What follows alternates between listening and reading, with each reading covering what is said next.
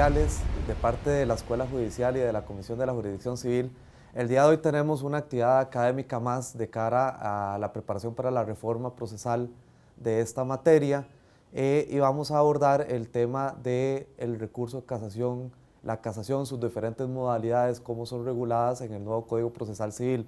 Estoy gratamente y felizmente acompañado de dos colegas, dos compañeros judiciales, Rosalena González Ulate, bienvenida Rosalena, ella es letrada de la Sala Primera de la Corte Suprema de Justicia, y don Jorge Olazo Álvarez, bienvenido don Jorge, saludos, qué bueno verlo por acá.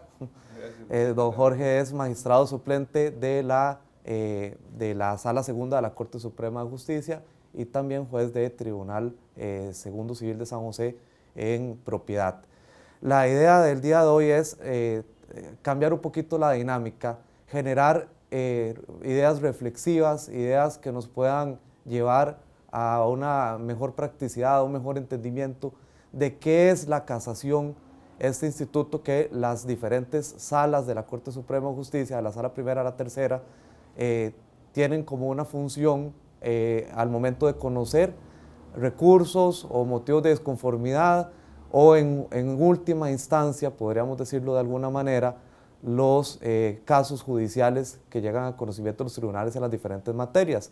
Para poner un poquito en relieve de qué estamos hablando, la Sala Primera, cuando la ley le compete conocer las casaciones, las ve en las materias civil, contencioso administrativa y agrario, y la Sala Segunda en materia civil y laboral. Por su parte, la Sala Tercera también tiene encomendada la labor de resolver los recursos de casación en materia penal. No obstante, haber dicho esto, no en todas las materias, ni de la misma forma durante el tiempo, la casación ha venido funcionando de la misma forma. Ya sea la legislación, ya sea la jurisprudencia, ya sea las necesidades sociales identificadas al respecto, nos han llevado a que el recurso de casación tenga una forma de funcionar distinta de acuerdo con las diferentes materias. Y haciendo esta introducción, nos parece conveniente que antes de tratar de identificar si esto que llamamos casación es solo una cuestión, si es solo una cosa, si es solo un instituto jurídico, que debemos definirlo igual, independientemente del tipo de materia, queremos conversar con don Jorge y con doña Rosalena cómo ha venido funcionando la casación en Costa Rica y en las diferentes materias. Tenemos también la dicha de contar con ellos, con su vasta experiencia en materia laboral, en materia contenciosa, también en función de sus cargos y además de toda su carrera académica de estudio y profesional. Entonces, Rosalena, ¿cómo podríamos introducir este tema del funcionamiento de la casación a través del tiempo para que todos los que nos ven y nos escuchan podamos tener claro, ¿verdad?, de qué estamos hablando? Bueno, estamos hablando de cosas distintas dependiendo de dónde nos estemos ubicando. Porque hay que tener en cuenta que la casación es una herencia o una construcción francesa, que a nosotros no nos llega directamente, sino que nos llega por vía de España. Y llegando a España, tiene una evolución distinta en cada una de las competencias jurisdiccionales del Poder Judicial, porque tienen derechos de fondo distintos. En consecuencia, el Instituto de Casación, ubicado como vértice del ordenamiento, se adecuó a las particularidades de cada una de las jurisdicciones, laboral, civil, contenciosa, agraria. Tomó en cuenta los derechos de fondo que estaban debatiendo las partes y modificó o adecuó el recurso a esas particularidades. En aquellos casos en los que estábamos hablando de conflictos estrictamente patrimoniales, observaremos que la evolución de la casación es un poco más rígida, un poco más formal, un poco más técnica, y en aquellos casos en los que están involucrados o vinculados derechos sociales, la casación tiende a ser un recurso más abierto, con menos obstáculos, con menos tecnicismo, en procura de justificar, me parece a mí, y no sé qué pensará Jorge, el principio de justicia pronta y cumplida, adecuada a las particularidades del derecho debatido en ese proceso. Es curioso, ¿verdad? Porque uno diría, bueno, cuando hablamos de casación deberíamos estar hablando de una misma cosa, pero Rosalena nos está poniendo en perspectiva que eso no necesariamente ha sido así y no es así, de hecho. Jorge. Sí, como bien lo dice Rosalena, es de acuerdo a la especialidad. La evolución del derecho, ¿verdad?, ha conllevado que en un principio esa tradición francesa, que también integra parte de nuestra legislación, deriva en una aplicación de la casación en materia civil que ha sido muy técnica y muy formal.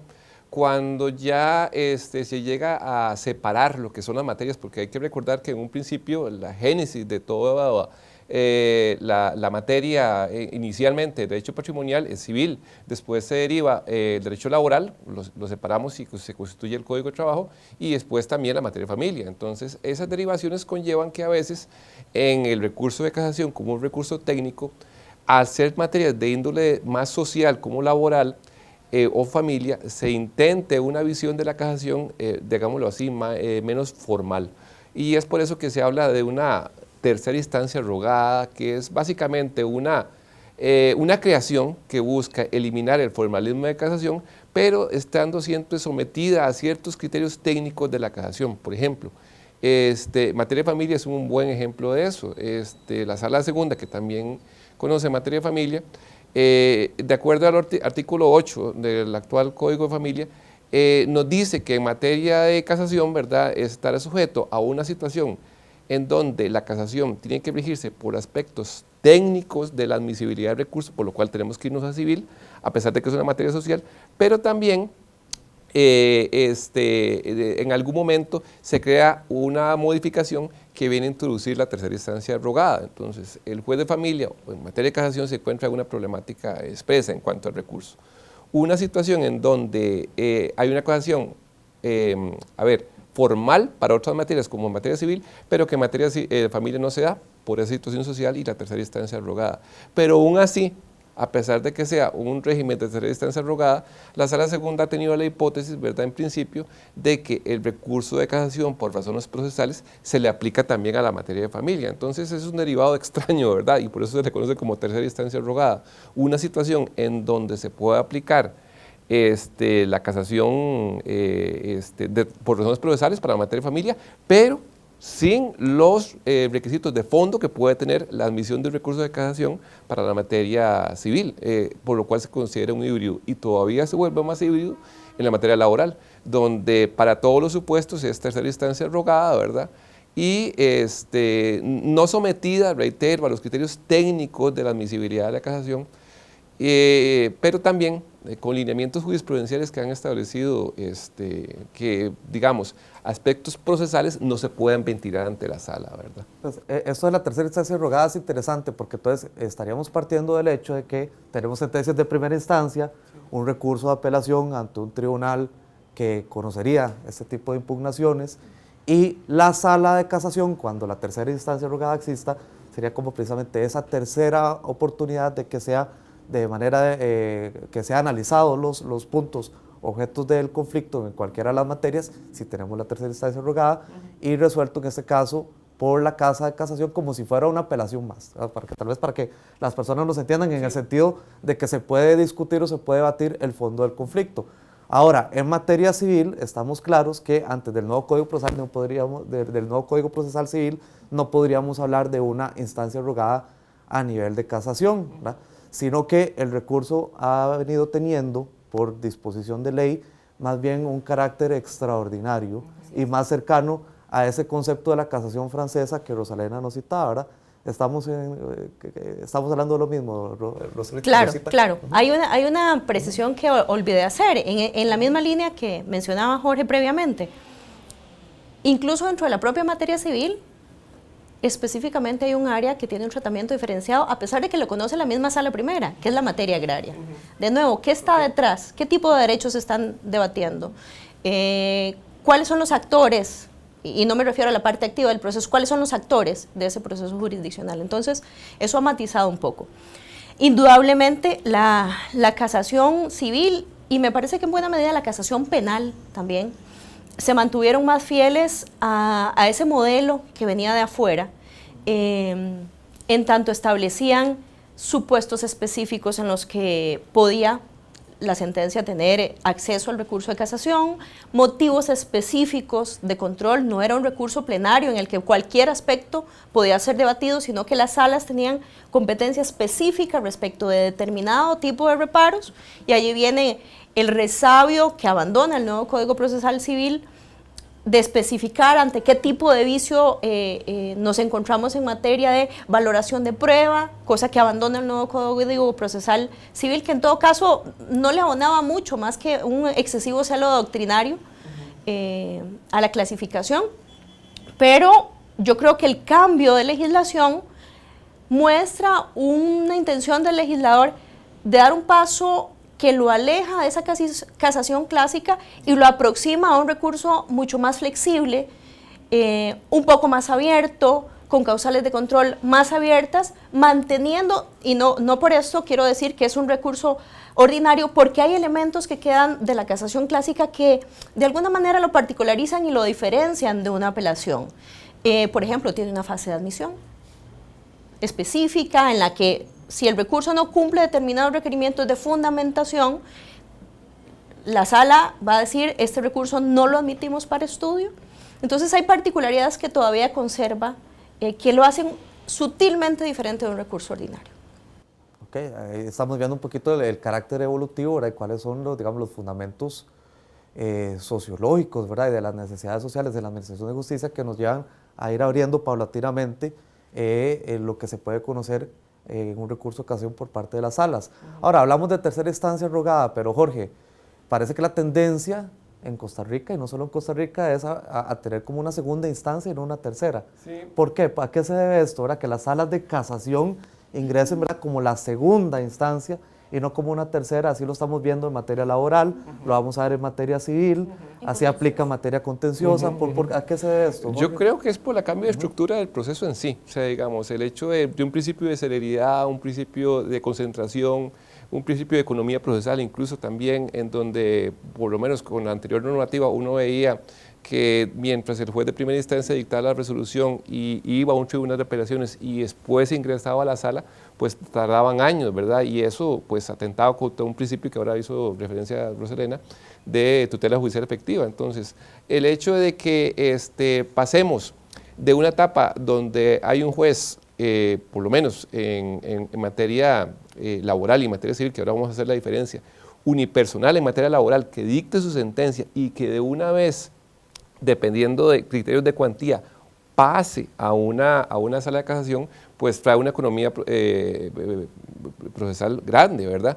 En materia civil, como que se busca un mismo molde, pero se hace una diferencia específica en cuanto al tipo de órgano colegiado que dicta la resolución, porque en materia de ordinarios de mayor cuantía es el tribunal colegiado el que va a dictar la resolución y va a tener recursos de casación ante la sala. Entonces, ese cambio, ¿verdad?, conlleva una situación básicamente de economía procesal, en donde sin criterios muy rígidos, porque no los puedo tener, porque no paso por un filtro que antes tuve, que era el Tribunal de Apelaciones, sino que tengo que entrar, o tengo que tener una admisibilidad ante la sala, me permite ir no bajo una visión tan formal del recurso, sino a una apertura del mismo para que la sala pueda revisar la decisión de ese órgano inferior, ¿verdad?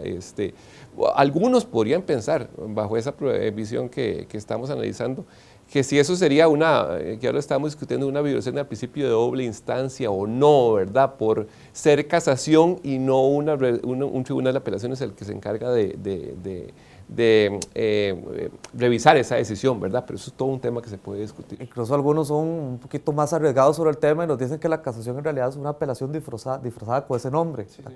La apelación, dependiendo de la casación de la que estemos hablando. Cristian, si me lo permite, sí, claro. yo quisiera agregar algo adicional a lo que señalaba Jorge.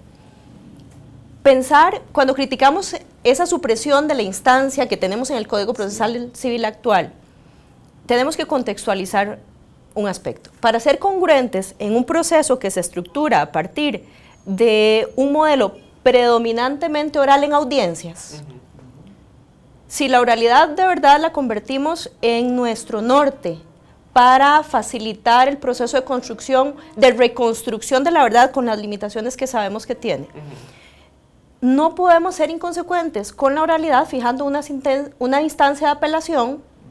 ¿Por qué razón? Porque esa apelación, ¿qué va a conocer? Documentos, videos, no va a tener acceso directo a la inmediación. Entonces, si la oralidad va de la mano con la inmediación, lo que hay que hacer es fortalecer esa primera instancia, como se hizo en materia civil, dotándola de una primera instancia colegiada y estructurar una segunda instancia o casación amplia, abierta, que asegure que el hierro judicial, que el error judicial que nos acompaña en la labor jurisdiccional pueda de alguna manera ser controlado, revisado y que la interpretación del derecho que se está haciendo pueda ser revisado por un órgano superior. Pero la oralidad no es sostenible en un modelo con 3 instancias, porque entonces su efecto se limita únicamente a la primera instancia. Ese tema es interesante porque cuando hablamos de oralidad y de mediación estamos hablando de un modelo en el cual los jueces que participan en la práctica de la prueba en primera instancia, los jueces y las juezas, son los que están obligados a emitir la decisión final, que es la sentencia de primera. Cuando hablamos de esto es porque tenemos ese contacto directo de las personas juzgadoras con el objeto de la prueba. Cuando tratamos de vincular esos temas de oralidad y de mediación con el tema de las apelaciones y las casaciones, ha surgido siempre en doctrina una pregunta muy importante. Sí. Podríamos en una segunda instancia, si fuera la sentencia impugnable por esa vía de apelación, o en casación, si funciona como una segunda instancia moderna, ¿verdad?, remozada, se puede impugnar temas de interpretación y valoración de la prueba a través de esos recursos, asumiendo que el órgano de segunda instancia o el órgano de casación, eliminando 3 instancias, ¿verdad?, que era lo que Rosalena nos explicaba, no tuvo ese contacto directo con la prueba como para hacer esa valoración completa de qué es lo que está interpretando y analizando el tribunal de primera instancia. Jorge, ¿cómo lo vemos? Sí, yo creo que es una cuestión de visión. Y antes de responderte a la pregunta, Cristian, hay un punto interesantísimo que nos muestra la distinta visión del recurso de casación que se tiene en las 2 materias, digamos, en laboral y civil. Ahora Rosita estaba comentando que la admisibilidad del recurso de casación es un aspecto que todavía es resorte de la sala es la que decide si se le admite el recurso o no, desde el punto de vista técnico de la admisibilidad del recurso. En cambio, en materia laboral, la admisibilidad del recurso es un aspecto que es resorte del propio juez que dicta la decisión, porque es ante él el que le tengo que formular el recurso de casación. Entonces, el que tiene que diferenciar aspectos de, digamos, por ejemplo, el plazo del recurso, si está fuera del plazo o no, la validez de fundamentación o no, porque perfectamente podría darse el caso que el juez declarará inadmisible el recurso de casación, porque considera que no vino fundamentado por algún aspecto, porque el filtro lo hace él. Lo interesante sería que en ese caso se podría plantear una casación por inadmisión, claro, en donde yo podría discutir en la sala las razones por las cuales el juez me viene negando el recurso, ya sea por edad o por alguna causal que venga, ¿verdad? El nuevo Código Procesal Civil trae una sutil distinción en cuanto a eso. Sí se presenta el recurso de casación ante el tribunal de primera instancia que dictó esta sentencia, pero no hace un análisis de admisibilidad, sino que remite el expediente con el expediente electrónico, y todos los tribunales y juzgados civiles con la reforma procesal civil, igual en laboral, sí, ya están funcionando con expediente electrónico. Bueno, esa remisión implica un traslado o una itineración, se le llama de manera técnica, que es electrónica, ¿verdad? Casi que permitir que la sala tenga acceso al recurso de casación planteado del expediente, se crea el legajo de manera informática de casación, y la sala es la que decide en materia civil, de acuerdo con el nuevo código, sobre su admisibilidad. Para responderte lo que dijiste, perdón, que ese fue como un impasse. Lo de la inmediación, sí, y la posibilidad de alegar vicios en la me parece interesante, digamos, porque como por decirlo de alguna forma, y quizá la comparación con la materia civil y laboral resulta tan rica por esa, precisamente por esa visión de la casación de una y otra, ¿verdad? Porque creo que ambas amoldan una situación de mayor accesibilidad al recurso, pero de forma distinta, ¿verdad? Porque es como si la sala segunda, en su visión de tercera instancia rogada, volviera a circunstancias de admisión por razones procesales que no está acostumbrada a tener, ¿verdad? Porque, como te reitero antes, el Tribunal de Apelaciones se encargaba de ver esa situación, punto, y la sala no admitía un recurso por razones procesales. Ahora va a tener que cambiar, porque como es un órgano que viene a ser de segunda instancia a casación, ¿verdad? Entonces tiene que ver esa situación. Entonces hay una normita en el Código de Trabajo que a mí me parece interesante en cuanto a el procedimiento ya de casación, en donde le permite a la sala, a ver, desde el punto de vista del video, cuando la prueba llegue, o el audio, escuchar la prueba, ¿verdad? y valorar esas situaciones que incluso se le puedan haber, y que el recurrente me lo haga desde el punto de vista de la valoración de la prueba y me diga, bueno, vea,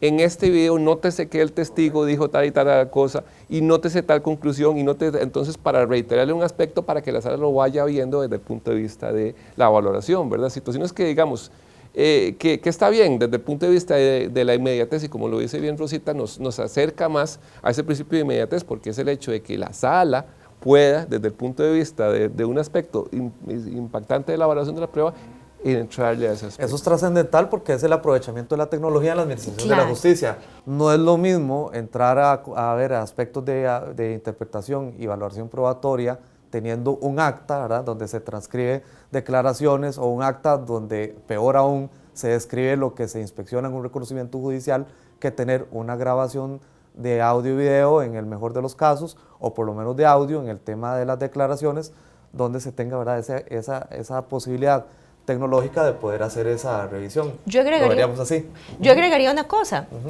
porque a veces responder preguntas generales pierde de vista los casos puntuales, y hay que tomar en cuenta los casos puntuales. Por ejemplo, pienso en este momento, si el debate surge sobre un elemento de un reconocimiento judicial que no sale en cámaras, qué complicado para el Tribunal de Segunda Instancia apartarse, llámese apelación, si procede, o llámese sala de casación. Qué complicado apartarse del criterio del inferior, si es un aspecto que no está recogido específicamente en el video. Pero si estamos hablando de documentos, no estamos ante la misma situación, porque los documentos, en principio, la información que contienen es la misma que apreció el órgano de primera instancia. Entonces, la respuesta general para esa pregunta que vos hacías admite matizaciones, dependiendo del medio probatorio ante el cual nos encontremos de frente. Sí, perfecto, sí. Eso es correcto.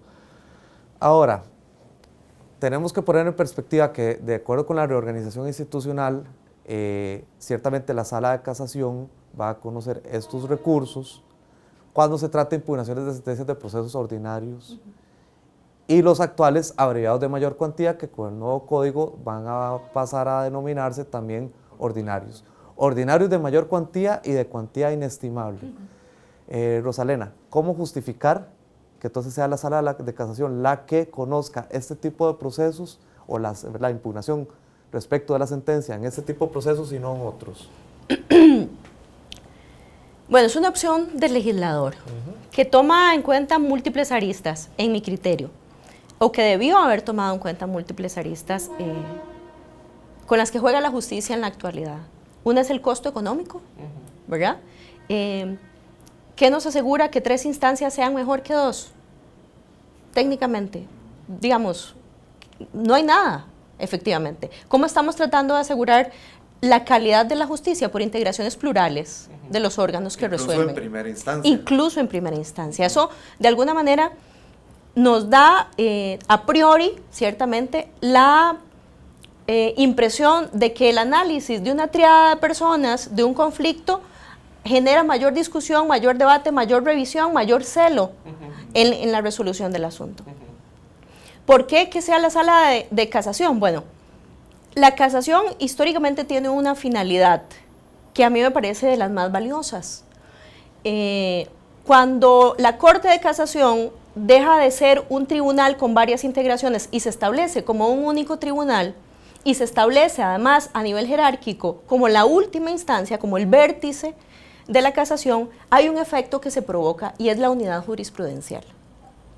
Entonces, siendo los procesos ordinarios de conocimiento como el paradigma clásico del proceso de contención, donde se dilucidan los procesos, llámese civiles, llámese agrarios, llámese de familia, donde los derechos están más debatidos, son menos claros, pensar en darle una instancia casacional directamente, dado que el costo económico de la justicia oral es mucho mayor y había que suprimir, digamos, de alguna manera una instancia y fortalecer la posibilidad de conocimiento de las instancias que existen, el que sea un solo órgano el que conoce de esos procesos garantiza al menos la unidad jurisprudencial, que es un valor deseable. ¿Por qué? Al menos en materia civil, ¿qué está en juego con la unidad jurisprudencial?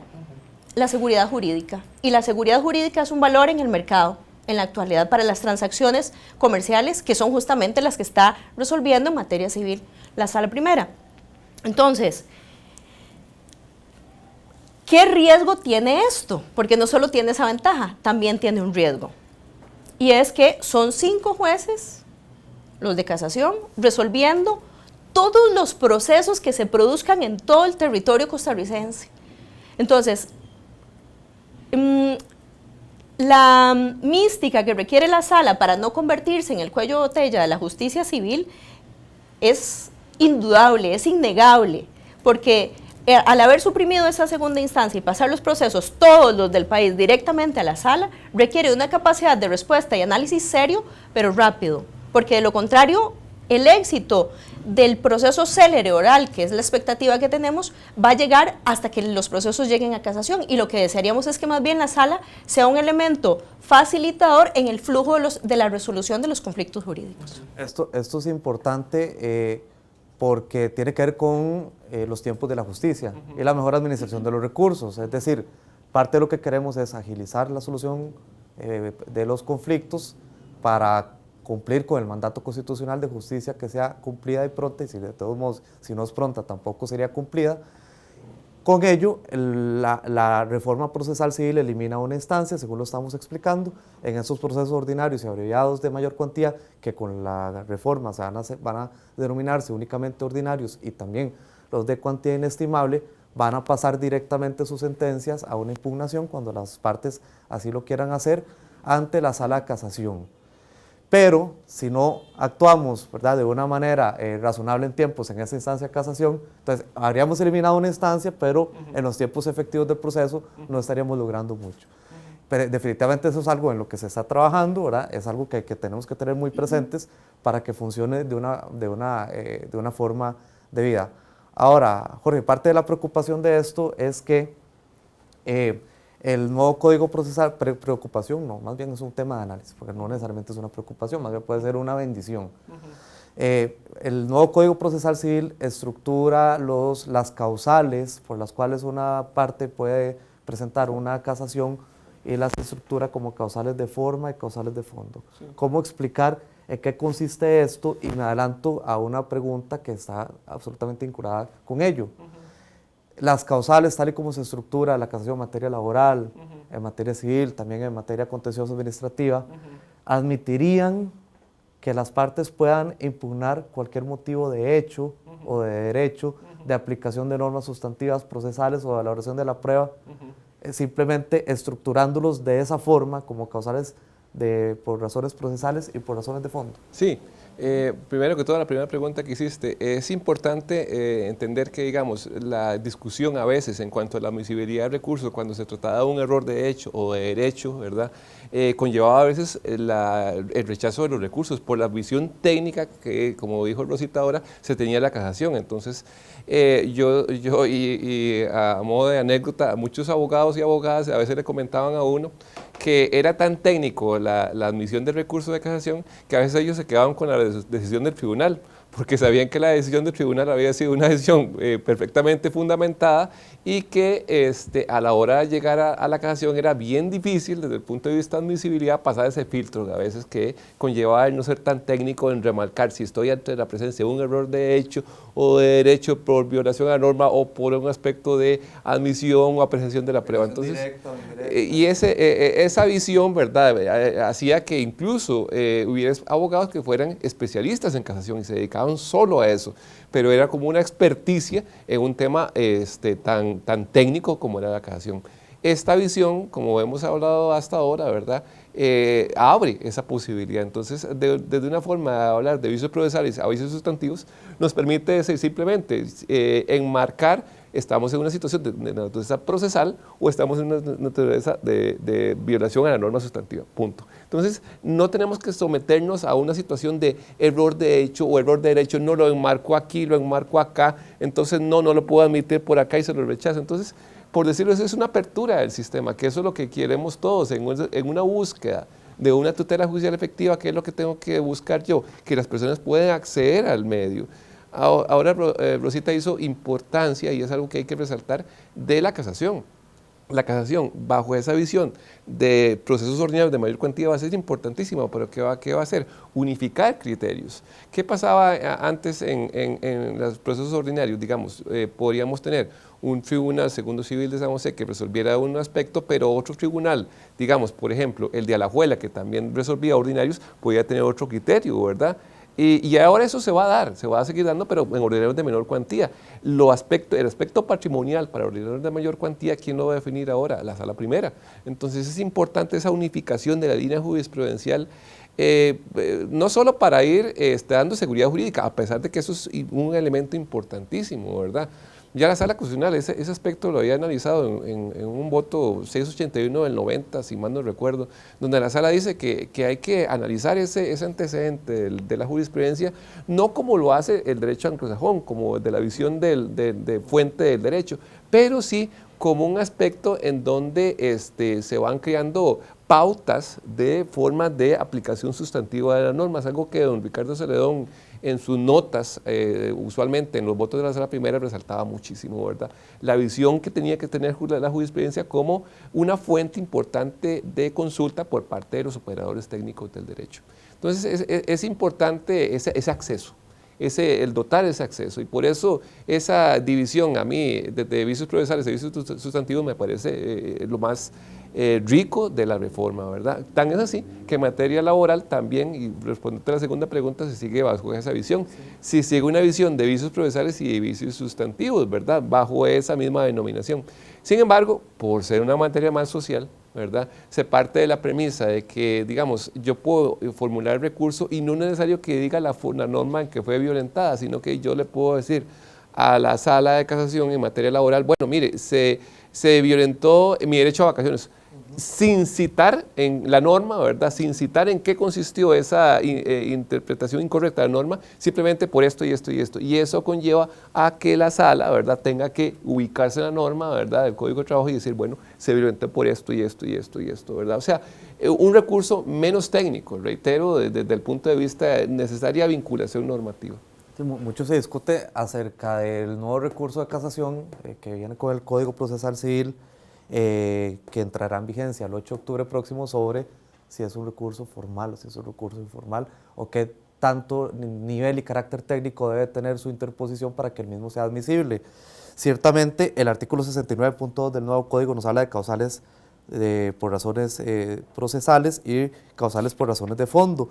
Y el 69.4, los requisitos, nos indica que en el recurso, a la hora de interponerlo, se debe indicar la naturaleza del proceso, las partes y la hora y la fecha de la resolución impugnada, la mención de las normas de derecho infringidas o erróneamente aplicadas y la expresión de los motivos concretos constitutivos del fundamento de la casación. Rosalena, ¿esto hace que este recurso sea un recurso con formalidades estrictas para su admisibilidad, o cómo lo podríamos analizar? Yo creo que si lo comparamos con el recurso que aún está vigente, como lo señalaba previamente, da un paso decidido hacia el abandono del formalismo, pero mantiene elementos técnicos, indudablemente.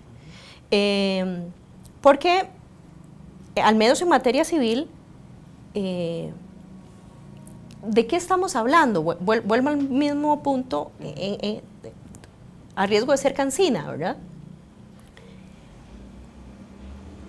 Las partes que vienen a la jurisdicción civil requieren de patrocinio profesional.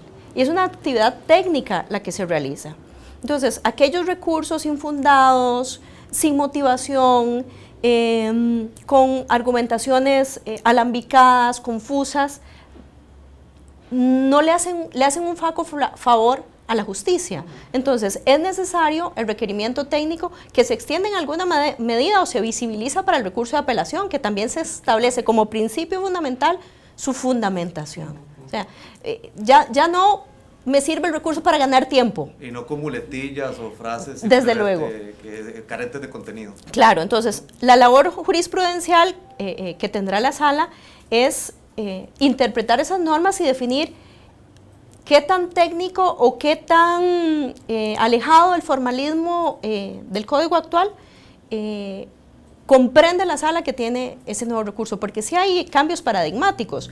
Ya, por ejemplo, el rigor formal que se abandona con toda claridad es que no hay que decirle a la sala las normas específicas que regulan el valor probatorio para tal supuesto en el que se valoró indebidamente una prueba.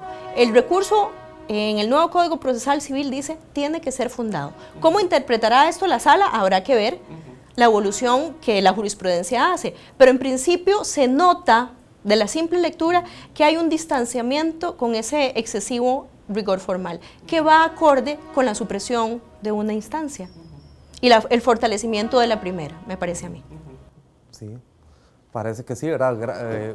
Tremendo reto tenemos de frente con respecto al tema de la admisibilidad y la interpretación de esos presupuestos de admisibilidad del recurso. Quería plantearles otro tema.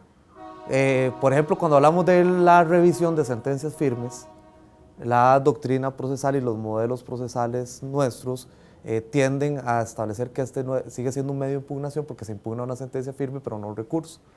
¿Por qué? Porque la revisión ya tiene un carácter tiene la estructura, el esqueleto de un procedimiento, una demanda, una contestación, la posibilidad de la audiencia oral, la práctica de la prueba, el dictado de la sentencia, con todos los matices, ¿verdad? Y las variables que le podemos introducir entre una y otra etapa, pero esa es la estructura básica. La casación no impugna sentencias firmes, ¿verdad? Todavía la sentencia no ha adquirido ese carácter. Sin embargo, la legislación procesal y el nuevo Código Procesal Civil nos habla de la posibilidad de celebrar una audiencia oral, de practicar prueba, aunque pareciera que sea de carácter excepcional. Yo creo que comentemos un poquito sobre esto, de cuál sería la utilidad de las audiencias orales y la práctica de la prueba en una instancia de casación en un proceso civil, si esto debe tener un carácter restrictivo o un carácter de uso amplio, y si lo convierte en un proceso o si mantiene la categoría de recurso. ¿Cómo lo vemos, Jorge? Yo lo considero de esta forma, o sea, digamos, si estamos hablando de una posibilidad de segunda instancia casacionada, no sé si llamarlo así de esa forma, ¿verdad? Pero desde el punto de vista que dé acceso, entonces hay que ver que esas posibilidades en la actualidad, con la norma anterior, las tiene un tribunal de segunda instancia, porque yo perfectamente un tribunal de segunda instancia, con la anterior normativa, con el 575, puedo ofrecer la prueba, y esa prueba la puede practicar el tribunal. Entonces serían situaciones básicamente de la misma naturaleza, sería una prueba en donde yo le estoy diciendo a la sala, vea, es que esta prueba es una prueba que quiero ofrecerle en casación y que no la pude aportar antes porque me apareció, porque me surgió, porque hasta ahora tengo la posibilidad de encontrar este documento, este video o este testigo. Entonces, digamos, ¿qué conllevaría eso? Claro, como estoy suprimiendo la segunda instancia, ¿verdad? Uno diría, no, eso lo debía hacer en segunda instancia, pero ahora está suprimida. Entonces, ¿qué tendría que hacer la sala? Va a ser congruente con ese sistema que quiero introducir. Entonces, la sala tendría que practicar esa prueba, porque digamos, ¿qué es lo que tendría que hacer? Practicar esa prueba y modificar la resolución. O sea, digamos, desde el punto de vista, sí, como un órgano ya de instancia, incorporando un elemento probatorio que el otro no tuvo, ¿verdad? Claro, que habría que hacer como lo dijiste ahora, y creo que con el clavo, en que sean situaciones muy, muy específicas, ¿verdad? En donde, digamos, se vaya a violentar un principio, porque hay que recordar eso, y valga la acotación, que también que el acceso a la prueba es un derecho fundamental desde el punto de vista de tutela judicial efectiva, porque yo puedo pedir tutela judicial efectiva si tengo acceso a la prueba. Si no tengo acceso a la prueba o no me dan posibilidad de ofrecer prueba, entonces no me pueden dar una tutela judicial efectiva. Ambos derechos están concatenados con el artículo 41. Estamos hablando de una prueba que el impugnante, ¿verdad?, quien presenta el recurso, considera que fue indebidamente rechazada en la primera instancia. ¿Cuál sería la vía? Anular la sentencia para que se practique en primera instancia y se emita la sentencia posteriormente, o podríamos darle entrada a esa prueba en la instancia casacional. En eso, ¿verdad? A tono de que, y en tono de broma, aquí convertirán ustedes que esto es un conversatorio entre amigos y personas que se admiran y se quieren mucho. Así es. Siempre que yo meto reforma laboral, para aquí don José Rodolfo me dice, no, esto es de civil y no metamos nada de laboral. Pero comprenden que estoy en una sala segunda, entonces mi visión, a pesar de que soy un híbrido extraño con la naturaleza civil y naturaleza laboral, es de resolverme el caso con la naturaleza laboral. y por ahí te voy a sacar la respuesta, y porque lo hemos analizado así. Por lo menos, y creo que le podría dar la misma respuesta a uno con la visión civil, vas a ver lo que podría darse, porque digamos, sería un supuesto básicamente de prueba trasladada. ¿Qué es lo que hace la normativa para responder a esos problemas desde el punto de vista laboral? Porque sí se va a dar. Y la misma problemática, el tribunal... Y el rechazo, perdón, en primera instancia no va a tener recurso a apelación. Ajá, para nosotros sí. Para nosotros sí. En materia civil no. Exactamente. Esa sí. diferencia fue una de las diferencias interesantes que Jorge López recalcaba siempre. Ustedes cometieron un error, nos decía, en materia laboral, o cometió los redactores de la reforma laboral, en permitirme apelación diferida del tema de la prueba. ¿Por qué? Porque entonces si yo estoy en audiencia y vos me rechazas un elemento probatorio en la audiencia como juez, entonces yo te voy a plantear una apelación diferida. ¿Qué tal si el órgano de casación o el órgano de segunda instancia llega y determina, mira, es que esa prueba era esencial y se violentó un principio de acceso a la prueba? Entonces de ahí, a ver, tendría que anular. Entonces, digamos, ahí la solución que hemos encontrado nosotros bajo un principio de economía, celeridad procesal, es decir, ok, sí está bien, se anula el fallo, pero la audiencia no. Con lo cual, aplicamos el 480, párrafo segundo, que es una normita ahí, que le damos una aplicación analógica, que permite no repetir pruebas si las partes están de acuerdo y si se trata sobre las mismas partes. Entonces, ahí, ¿qué tendría que hacer el juez?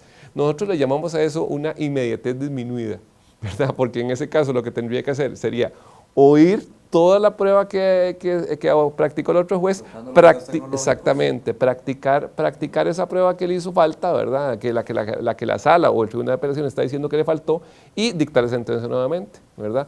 Para efecto de rescatar esa prueba, porque, reitero, nosotros tenemos una problemática que el juez civil o la jueza civil no va a tener, que es la posibilidad de apelación diferida frente al rechazo de prueba, exacto. Entonces, por lo menos laboral lo resuelve de esa forma. Desde el punto de vista de civil, yo tendría que ver, o sea, digamos, a ver, si yo considero que esa prueba fue esencial y que el tribunal no la valoró, ¿verdad? Desde el punto de vista, entonces tendría que decir, bueno, ok, ¿qué aspectos? Yo podría anular el fallo. Ahora, también el tribunal tendría que encontrarse en la situación ante esa nulidad del fallo por la valoración de esa prueba, tendría que integrar otro nuevo tribunal para que valore esa prueba que el otro no valoró porque la rechazó, o simplemente exactamente, o aplicar reglas de prueba trasladada. Entonces es un supuesto, ¿verdad?, que habría que aplicarse a esa naturaleza, que, reitero, en materia civil no tendríamos, porque en principio la apelación diferida en rechazo de pruebas no quedó como un elemento ahí importante, pero como lo decís, puede darse esa problemática. Yo considero, y en mi humilde criterio, que en ese caso serán muchos los casos específicos en donde la sala haga eso. Creo yo que en la sala de casación en materia civil lo que va a hacer en la mayoría de los casos es, si se fundamenta una prueba que no se recibió o que se rechazó y no se practicó, y la parte me la viene reiterando y viene recalcando su consistencia, ¿verdad?, la necesaria, entonces, bajo esa situación de tener que anular el fallo o no anular el fallo, pero esa circunstancia va a practicar la prueba aquí y va a dictar sentencia. Ojo, quizás violentando un principio, un poco el principio de doble instancia, ¿verdad? Y la situación porque la sala se convierte en un órgano que está valorando solo ese elemento probatorio y no el otro. Pero, reitero, en una visión de economía procesal o celeridad procesal me suena más que el hecho de tener que anular la sentencia y decirle al tribunal, practica esa prueba como prueba trasladada, cosa que, te reitero, en materia laboral tendría otra solución. Por supuesto que tendría que analizarse también la trascendencia, ¿verdad?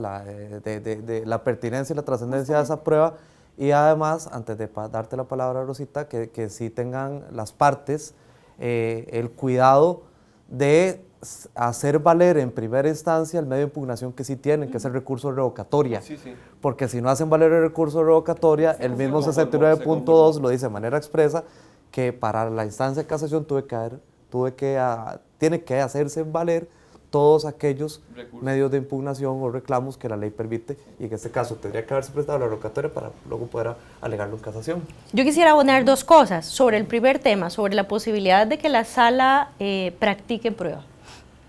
Sí hay una flexibilización, porque el código vigente hasta dentro de poco la establece solamente para documentos públicos de influencia decisiva en el proceso. Ahora se abre pero se establece su carácter restrictivo y excepcional. ¿Por qué es conveniente que lo tenga? Yo creo que por el principio de buena fe procesal, porque los supuestos de los que hablaba Jorge me parecen sumamente razonables, pero el nuevo esquema del proceso nos requiere partes que litiguen de buena fe y no que se guarden haces debajo de la manga para estratégicamente mostrarlos con posterioridad, porque ahí el riesgo estratégico que juega el abogado litigante es que la sala le diga, lo lamento, pero usted esa prueba pudo haberlo aportado en primera instancia. Y eso es sujeto contradictorio, porque la otra parte, ¿verdad?, puede brincar, como diríamos, ¿verdad?, y decir, no, mire, está tratando de insinuar que no conocía esa prueba, que no le pudo haber aportado antes, pero sí la pudo haber aportado. Y está precluido. Y es parte del contradictorio que se genera sobre la admisibilidad de esa prueba. Así que tendría que ser restrictivo y excepcional, tal y como está. Para supuestos, mire, este medio probatorio se acaba de producir. No teníamos conocimiento por estas y estas circunstancias justificadas y demostrables y que las demuestro en este acto. Y las audiencias orales, para efectos no probatorios, sustituyen de alguna u otra manera las vistas que tenemos en la legislación actual, cumplen una función similar. ¿Cómo lo analizamos? Yo creo que son el nuevo vestido de las vistas, por decirlo de alguna manera, y veo poco proclive a una sala a oficiosamente conceder audiencia para que se expliciten los motivos del recurso, porque la práctica de décadas del Código Procesal Civil revela que las vistas no tienen ninguna utilidad. Es que no puedo ampliar agravios ahí, no puedo decir nada distinto de lo que dije en mi recurso. Entonces, pensar en una vista para exponerle de viva voz a la sala mis argumentos podría ser muy interesante en una dinámica del abogado y su parte frente a los jueces, pero los argumentos tienen que estar en el recurso. Así que tiene una vocación y una utilidad limitada, ciertamente. No voy a negar el efecto positivo que tiene la cercanía de los juzgadores con las partes, eso es indudable, ¿verdad? Pero de cara al efecto que produce en la revisión de la sentencia, ya eso estaba dicho con el recurso de casación. Y sobre lo otro que planteabas, el supuesto de que actualmente está como de negación de prueba admisible, ¿verdad? Yo no me había planteado ese supuesto y está extraordinariamente complejo. Las preguntillas las lanzo siempre a propósito, ¿verdad? Sí, es un tema muy difícil, muy difícil porque, bueno, efectivamente, no faltará quien diga, no, es que la sala practica el medio probatorio y resuelve de una vez. Si la sentencia es adversa, una de las partes va a decir, me negaron el derecho a recurrir en casación esta valoración de la prueba que ustedes están haciendo. Siempre habrá una parte que diga eso.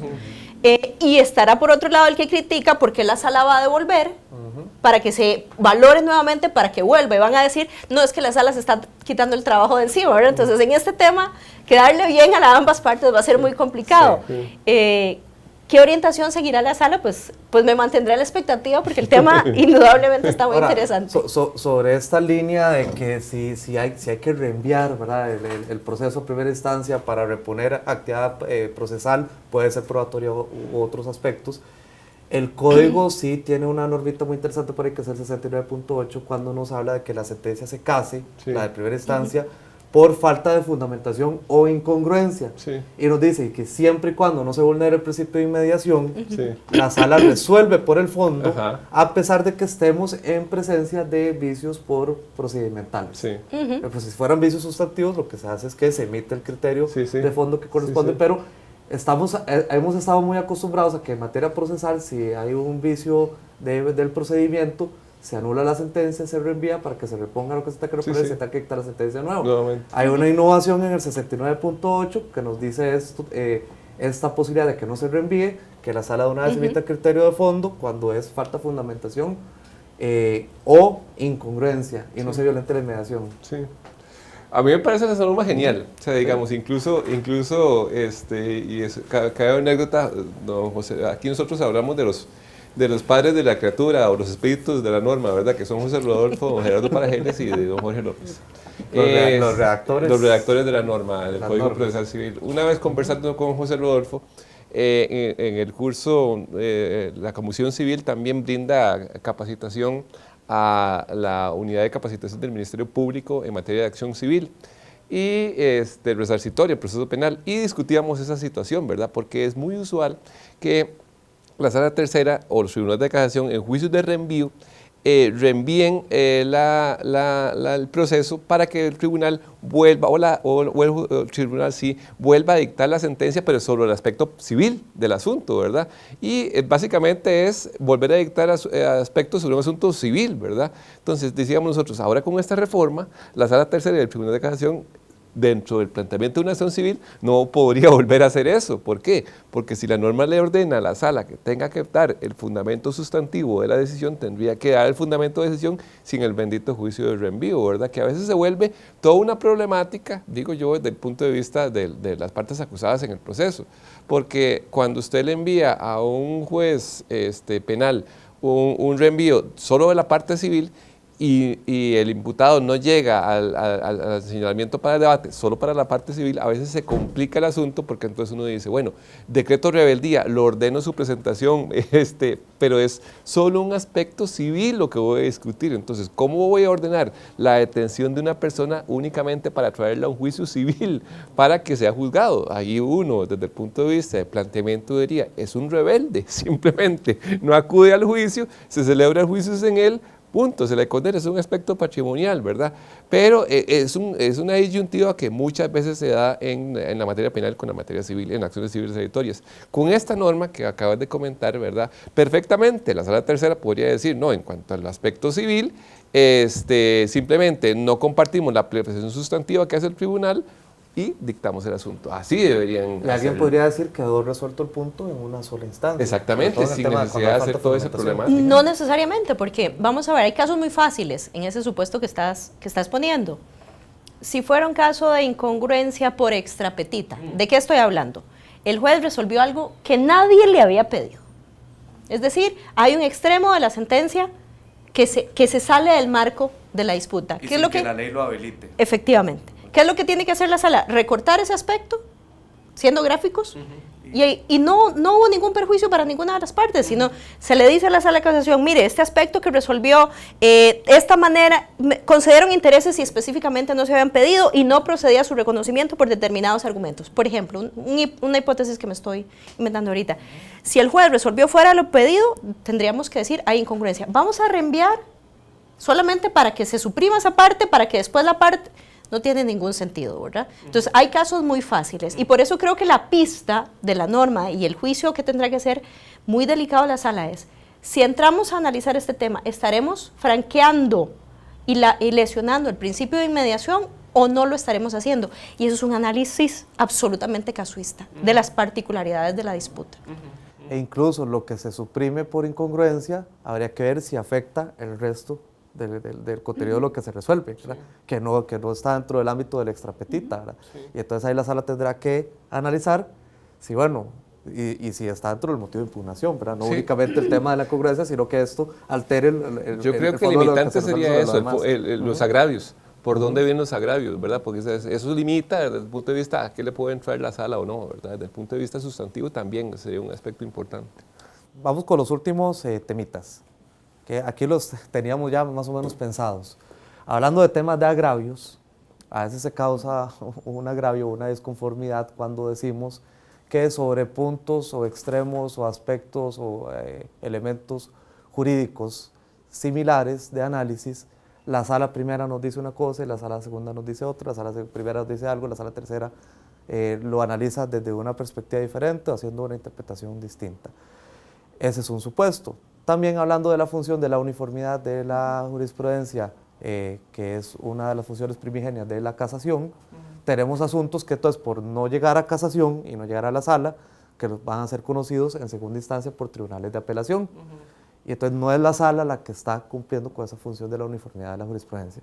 Esto nos lleva a que en el nuevo Código Procesal Civil se introduzcan en los artículos 70 y 71 dos figuras que le permitan a la Corte Suprema de Justicia, a través de sus salas, referirse a estos puntos, es decir, a divergencias de criterios jurídicos en las salas de casación, y este instituto lo llamamos casación en interés de la ley, y la casación en interés de la justicia, de la jurisprudencia, más bien nos refiere a que sea la sala de la materia competencial de la que estemos hablando. Si fuera una cuestión, qué sé yo, por ejemplo, de posesión de hecho, que es que se ve en procesos de sumarios interdictales y no llegan nunca a casación porque no son procesos ordinarios. Entonces, si hay alguna disparidad de criterios entre los tribunales de apelación, que se le diga a la sala primera, bueno, refiérase sobre el punto. Ese sería como el escenario básico, ¿verdad?, de que para qué están diseñados los institutos. Ahora, ¿cómo podríamos, teniendo una bolita de cristal, determinar de antemano, proyectar cuál va a ser la utilidad y la funcionalidad, con qué tanta frecuencia podría hacerse uso de esos institutos, Rosalena?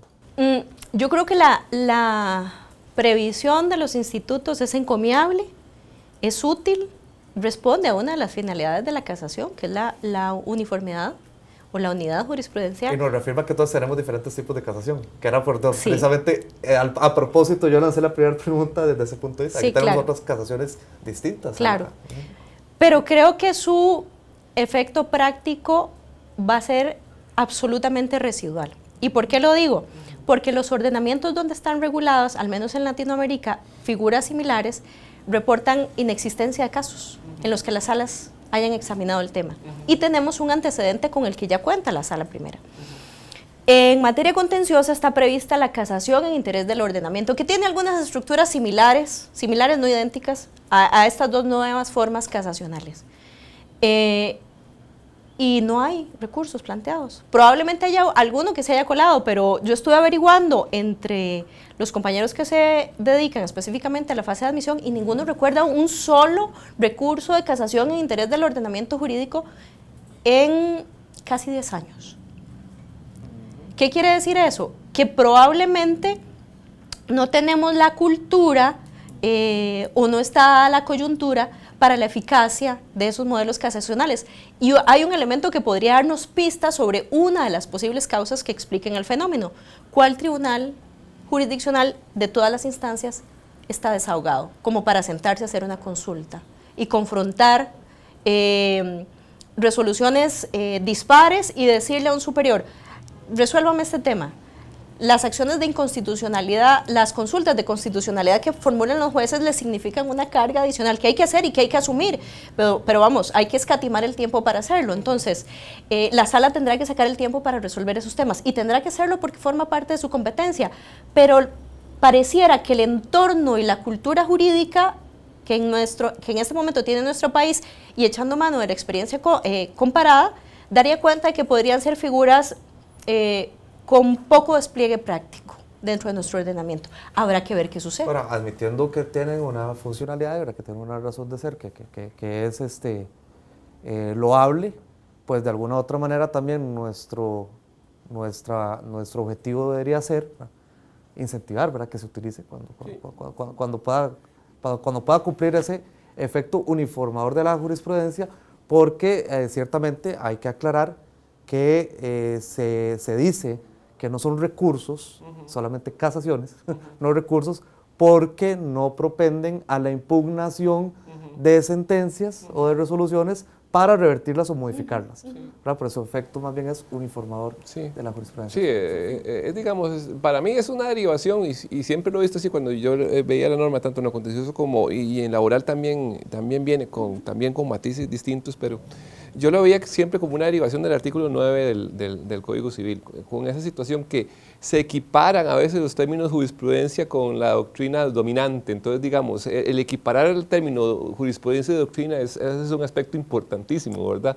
Porque son cosas distintas, pareciera, ¿verdad? Pero etimológicamente en el artículo 9 se juntan las dos, entonces a veces la gente lee... Hablamos de doctrina judicial. Sí, y uno a veces hipotéticamente tiene que abstraerse de esa posibilidad, o sea, digamos, a veces muchos fallos y uno y Rosalena y yo que hemos sido letrados de magistrados, uno sabe que a veces el magistrado tiene una visión dogmática importante, ¿verdad? Y esa visión dogmática importante a veces la traduce en textos que lo apoyan, ¿verdad? Entonces, digamos, hay que entender, pienso yo, que el autor o la autora que escribe un libro no lo hace bajo esa óptica, no escribe bajo esa visión. Un autor o autora hace una opinión acerca de un caso X o una casuística X, una solución que le dé un caso, es simplemente bajo un aspecto de pensamiento. En cambio, lo que hace un juez o una jueza es totalmente distinto, porque es la solución de un caso concreto. Entonces, ese autor, cuando yo lo transmuto a la jurisprudencia, técnicamente estoy doctrinalizando jurisprudencia, si lo veo así, simplemente, que no es la intención que quiso el operador técnicamente del libro. O sea, el autor no quiso eso, no quiso hacer eso, pienso yo, ¿verdad? O no necesariamente, digamos, y sabiendo que la doctrina es algo tan cambiante como la naturaleza. A veces, digamos, decir doctrina dominante, doctrina más relevante, doctrina más interesante, doctrina más especializada o más moderna, es simplemente un epíteto, ¿verdad?, para llenarle una situación que a veces el operador, juez, jueza, tiene que llevarnos desde el punto de vista de la doctrina para decir que es por decirlo en pocas palabras y en un lenguaje sencillo, la tapa del perol que utilizó para fundamentar su decisión. Pero en realidad es una selección técnicamente doctrinaria de algo que va en conjunto con lo que estoy planteando la decisión, punto. Ahora, la visión esta de equipararlo con la doctrina no es nueva, de hecho, está en el código, pero para mí es una potencialización de lo que ya decía, y ya lo hice mención, don Ricardo Celedón en sus famosas notas en los votos de la sala. Él era esa visión, que la jurisprudencia, que había que darle ese carisma de uniformidad a la jurisprudencia para que los tribunales supieran la forma en cómo tenían que resolver. Ahora, digamos, y creo otra vez, le diste al clavo otra vez con el martillo, porque uno llegaría a pensar hasta cuánto y dónde será vinculante, no hablaste de ese término, pero fuiste muy diplomático, para un juez o una jueza saber que determinada sala de casación me dice a mí, bueno, sí, es que nosotros pensamos así en ese tema. Qué interesante, pero digamos, desde el punto de vista uno diría, bueno, la sala puede pensar así, pero argumentativamente yo podría pensar que la sala está equivocada en su planteamiento y combatirlo argumentativamente en mi fallo. Entonces, los planteamientos de esa naturaleza, ¿hasta qué punto van a llegar a hacer hincapié en la mente o en la mente de una persona juzgadora? Rosalena, estamos hablando de la resolución del recurso de casación, estamos hablando de doctrina judicial, sí, de jurisprudencia. ¿Debería o no ser vinculante? Creo que a eso te ibas a referir, ¿verdad? Precisamente comentando lo que iba a hacer otra precisión adicional, previo a ella. Y estás planteando un tema muy difícil. Cuando hablamos de uniformidad jurisprudencial producida por las sentencias del órgano de máxima instancia, yo creo que hay que tener muchísimo cuidado, porque de ninguna manera esto supone, al menos desde mi perspectiva, que la sala o las salas siempre tengan la razón. Y eso es indudable. ¿Por qué razón? Porque son seres humanos con un alto nivel técnico, idealmente resolviendo conflictos, pero seres humanos como el juez de las instancias anteriores también, con interpretaciones del derecho que, dependiendo de las características de la controversia, podrían ajustarse un poco más o un poco menos. Las sentencias de la sala de casación, primera, segunda, tercera, idealmente deberían arrastrar y provocar uniformidad jurisprudencial por la convicción y la fortaleza de sus argumentos, más que por su ubicación en el vértice. O porque la ley lo diga, sino más bien que se valga por sí mismas. Exactamente. Y no porque, ya la sala lo dijo, no vamos a hacer el esfuerzo mental, sino que, como decía Jorge, qué óptimo y qué enriquecedor que es el debate del juez de la instancia previa que dice, sí, la sala ha dicho esto, pero en mi criterio esto, por estas y estas razones. Yo creo que limitar o hacer obligatoria la jurisprudencia de los tribunales superiores enmudecería mucho el debate jurisdiccional y habría solo una voz, que es de la del órgano supremo, digamos, que en el entramado costarricense es la sala de casación. Así que yo prefiero un sistema como el que tenemos ahorita, en el que idealmente las sentencias de casación o las sentencias de los tribunales inferiores arrastran por la fuerza de convicción de sus argumentos y no por su ubicación como última instancia. Son fuentes de derecho, al fin y al cabo informadoras, ¿verdad?, de consulta, que siempre cuando se hace con un espíritu crítico, con espíritu analítico, se dice que la información, la calidad y la cantidad de la información da un poder, ¿verdad?, pero un poder utilizado para bien, para tener más herramientas, mejores herramientas para resolver, aunque se resuelva contrario a lo que la jurisprudencia diga. Eso sería válido. El tema es un tema de argumentación. Sí, exacto. De argumentación y de razonamiento. Y de democracia en la administración de la justicia. Y de democracia en la administración de la justicia. ¿Quieren agregar algo? para llegar al cierre, algún comentario adicional, algún tema que les parezca importante que debamos comentar. Bueno, de mi parte, muchas gracias tanto a la comisión, a compartir con estas dos personas que quiero mucho y admiro mucho. Lo que Cristian de una forma muy coloquial, y tanto Rosita como yo quisimos hacer, fue una conversación entre amigos, con una amiga, que es Rosita, y aprender de nosotros tres. Eso es lo que siempre hacemos, conversar y aprender. Creo que la humildad de los seres humanos radica en eso, en hablar y conversar y tener hipótesis contrarias. Eso no importa, es parte de la vida. Y queríamos compartir eso con ustedes, las hipótesis, la forma de pensamiento, pero sobre todo la amistad que une a tres personas que se aprecian mucho. Yo quiero agradecer también el privilegio que me da la Comisión de la Jurisdicción Civil de estar con ustedes dos, reflexionando en este plano sobre algunas cosas que nos preocupan, que nos ocupan, que visualizamos y que vislumbramos.